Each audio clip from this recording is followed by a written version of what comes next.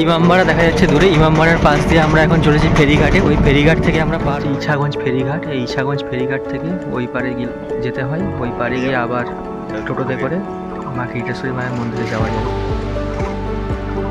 এই দেখুন, এই হচ্ছে মা কিরিটেশ্বরী মায়ের মন্দির। এই পুরো মন্দির চত্বর, ওই দূরে মন্দির চারিদিকে দেখাচ্ছি। রাত মন্দির, এটা হচ্ছে মেন মায়ের মন্দির। চারপাশে আর অনেক ছোটো ছোটো মন্দির আছে, তো আমরা ভেতর থেকে পুরোটা দেখানোর চেষ্টা করবো। এটাই হলো কিরিটেশ্বরী মায়ের আদি মন্দির। দেখুন, একটা অদ্ভুত ধরনের শৈলী। এর ভেতরের দিকে কিছুটা হিন্দু ধর্ম, বাইরের দিকে কিছুটা বৌদ্ধ ধর্ম এবং মুসলিম ধর্ম, সমস্ত রকমের মিলিয়ে মিশিয়ে এই মন্দিরটা তৈরি। এটা ভেতরটা দেখলে পুরোপুরিভাবে বোঝা যাবে এটা আদি মন্দির। এর পাশেও একটা কিরিটেশ্বরী মায়ের মন্দির। এবার বিভিন্ন মত প্রচলিত আছে যে কোনটা আদি মন্দির। তো আমরা ভেতরে গিয়ে যা দেখলাম, সব মাই হয়, কিন্তু এই মন্দিরের থেকে এই মন্দিরটি বেশি প্রাচীন এবং এখানে মায়ের যে আদিশিলার ভিডিও আপনাকে দেখেছি, সেই আদিশিলা এখানে রক্ষিত আছে।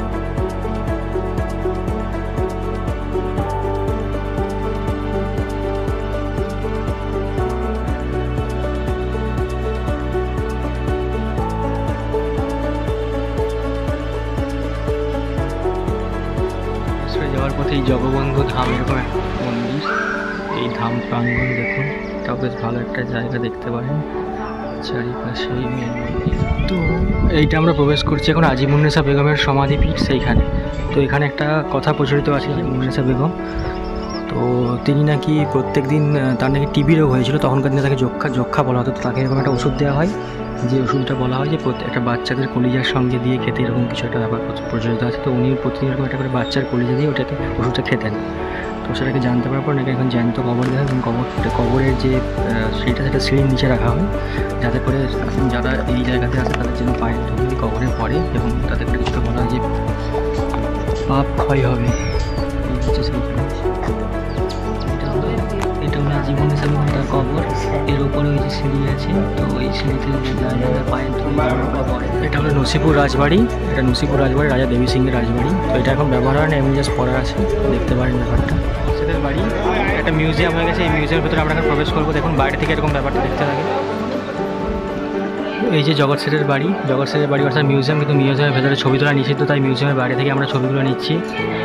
এটা হচ্ছে মাটির তলায় গুপ্তপট, সেখানে আমরা প্রবেশ করবো। দেখুন এই চারিপাশে এরকম, এর ভেতরে সম্পূর্ণভাবে ছবি তোলা নিষিদ্ধ, তাই ভেতরে ছবি তুলতে পারলাম না। এই যে নিচে দিয়ে নামলাম, এটা পুরোটা গুপ্তপটটা নসিপুর আগ্রার ভেতরে আমরা প্রবেশ করেছি। তো এখানে দেখুন, এটা হচ্ছে একটা সুপ্রাচীন মন্দির। সেই মন্দিরে দেখুন রথ, এই হচ্ছে সেই নসিপুর আগ্রা যেটা হয়, সেটা মেন গেট। এটা মির্জাফর দান করেছিলেন হিন্দুদেরকে। আগ্রা অর্থ যেখানে আগে এইখান থেকেই মহান্তরা সব দান ধ্যান করতেন আর কি। তো এখানে পরপর আসার ভেতরে এটা একটা 80 টাকা দামের গাড়ি, মানে তখনকার দিনে এটা 80 টাকা দামে কেনা হয়েছিল। দেখুন এটা সেটা বেশ সুন্দরভাবে রাখা আছে। আর এই আগ্রার ভেতরে দেখুন এই একটা মিউজিয়াম আছে, ওইদিকে একটা মিউজিয়াম, ওখানে ভেতরে ছবি তোলা নিষিদ্ধ, তাই ওই ভেতরে জিনিসপত্র দেখাতে পারলাম না। চারিপাশটাই সেই বিখ্যাত রূপা রথ, যেটা বলে কত 24 মণ না 80 মণ কত একটা ওজন যেন বলা হয়, এই সেই বিখ্যাত রূপা রথ, যেটা নসিপুর আগ্রার ভেতরে খুব সুন্দরভাবে রাখা আছে। এর মধ্যে সোনার একটা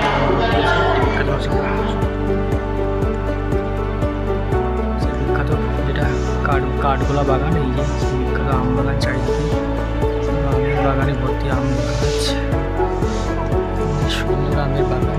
তো কাঠবাগ বা কাঠগোলা বাগান, যে তার মধ্যে এই সেই রাজবাড়ি। দেখুন এটা 1870 সালে নির্মিত এক বিশাল দোতলা রাজবাড়ি। ভেতরটা পুরোপুরি মিউজিয়াম। এই রাজবাড়ির ভেতরে ছবি তোলা নিষিদ্ধ, তাই আমি ভেতরটা দিকে দেখাতে পারলাম না, বাইরে থেকে রাজবাড়িটা দেখাচ্ছি।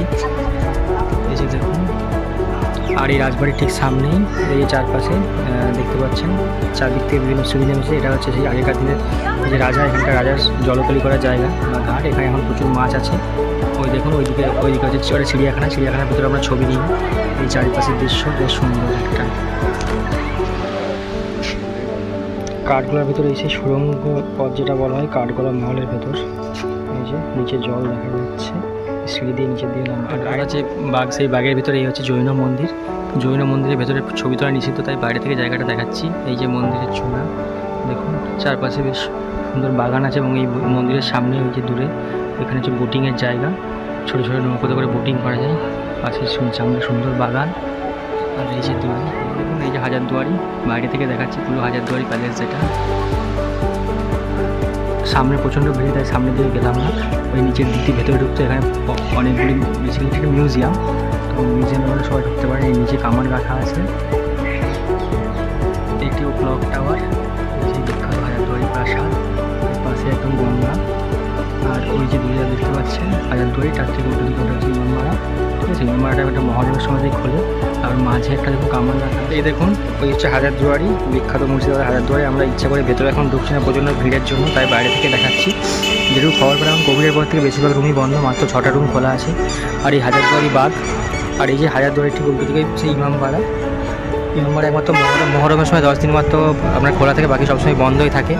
আর ওই হাজারদুয়ারি আর ইমামবাড়ার মাঝখানে ওই যে ওইখানে দূরে ওইখানে ওই কামানটাকে বলা হয় বাচ্চাওয়ালি কামান। কারণ ওই কামানটা ডাকার সময় মানে যখন ডাকা হয়েছিল শেষ বাড়িতে সমস্ত যারা গর্ভবতী তাদের বাচ্চা নষ্ট হয়েছিল, সেখানকে বাচ্চাওয়ালি কামান বলা হয়। তো এই চত্বর।